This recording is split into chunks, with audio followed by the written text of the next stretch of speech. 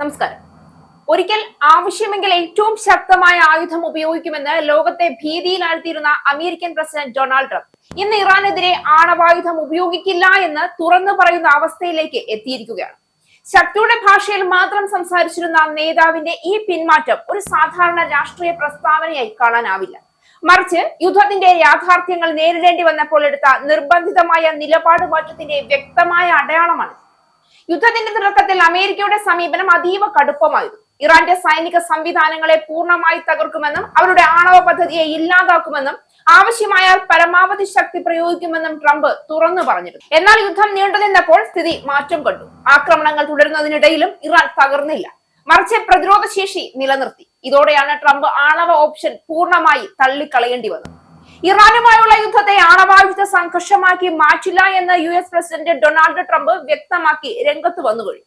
എന്നാൽ ഇറാന് അമേരിക്കയുമായി സമാധാന കരാറിൽ എത്തിച്ചേരാനുള്ള സമയം കടന്നുപോയിക്കൊണ്ടിരിക്കുകയാണെന്നും അദ്ദേഹം മുന്നറിയിപ്പ് നൽകി.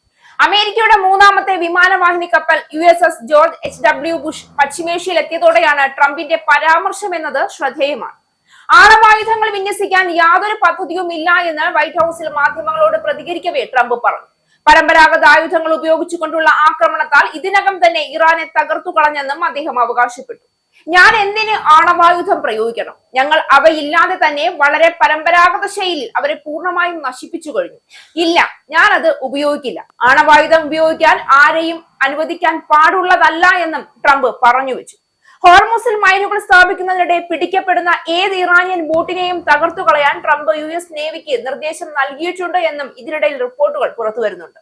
സമാധാന കരാറിൽ ഏർപ്പെടാൻ ഇറാനുള്ള സമയം കടന്നുപോയിക്കൊണ്ടിരിക്കുകയാണ് എന്ന് പിന്നീട് ട്രംപ് സ്വന്തം സാമൂഹ്യ മാധ്യമമായ ട്രൂത്ത് സോഷ്യലിലാണ് പങ്കുവച്ച കുറിപ്പിൽ പറയുന്നത്. എനിക്ക് ഇഷ്ടം പോലെ സമയമുണ്ട് എന്നും എന്നാൽ ഇറാൻ അത് ഇല്ല എന്നും പറഞ്ഞ ട്രംപ് സമയം കടന്നുപോയിക്കൊണ്ടിരിക്കുകയാണ് എന്നും ഉറപ്പിച്ചു പറഞ്ഞു. ഇറാന്റെ സൈന്യം നശിപ്പിക്കപ്പെട്ടു കഴിഞ്ഞു. അവർ ഇപ്പോൾ നമുക്കൊപ്പമില്ല. ഉപരോധം അതിശക്തമാണ്. അത് ഇനിയും വഷളാവുകയേ ഉള്ളൂ എന്നും ട്രംപ് ട്രൂത്ത് സോഷ്യലിലെ കുറിപ്പിൽ വ്യക്തമാക്കി. അതിനിടെ ടെഹ്റാനിൽ പലയിടങ്ങളിലും സ്ഫോടനങ്ങൾ ഉണ്ടായതായി ഇറാനിയൻ മാധ്യമങ്ങൾ റിപ്പോർട്ട് ചെയ്തു. എന്നാൽ ഇവയുടെ കാരണങ്ങൾ എന്താണ് എന്ന് വ്യക്തമല്ല. ട്രംപിന്റെ ഈ പ്രഖ്യാപനം ആണവായുധം ഉപയോഗിക്കേണ്ട സാഹചര്യമില്ല എന്ന ലളിതമായ വാചകത്തിൽ ഒതുങ്ങുന്നുവെങ്കിലും അതിന്റെ ആന്തരികാർത്ഥം വളരെ വലുതാണ്. ആണവായുധം ഉപയോഗിക്കുന്നത് ഒരു യുദ്ധ നീക്കം മാത്രമല്ല, അത് ലോക രാഷ്ട്രീയത്തെ തന്നെ നിയന്ത്രിക്കാനാവാത്ത രീതിയിൽ തകർക്കാൻ ശേഷിയുള്ള തീരുമാനമാണ്. ഇറാൻ ഒരു ഒറ്റപ്പെട്ട ശക്തിയല്ല. മിഡിൽ ഈസ്റ്റിൽ വ്യാപകമായ സഖ്യങ്ങളും പ്രോക്സി സൈനിക ശക്തികളും ഇറാനുണ്ട്. അത്തരമൊരു രാജ്യത്തെ നേരിട്ട് ആണവായുധം ഉപയോഗിച്ച് ആക്രമിക്കുന്നത് അമേരിക്കയ്ക്ക് തന്നെ തിരിച്ചടിയായേക്കാമെന്ന് തിരിച്ചറിഞ്ഞതിന്റെ സൂചനയാണ് ഈ പിന്മാറ്റം. ട്രംപ് ആവർത്തിച്ച് ഇറാൻ നശിച്ചുപോയി എന്ന് പറയുന്നുണ്ടെങ്കിലും യാഥാർത്ഥ്യം അത്ര ലളിതമല്ല. ഇറാൻ ഇപ്പോഴും സൈനികമായി നിലകൊള്ളുന്നു.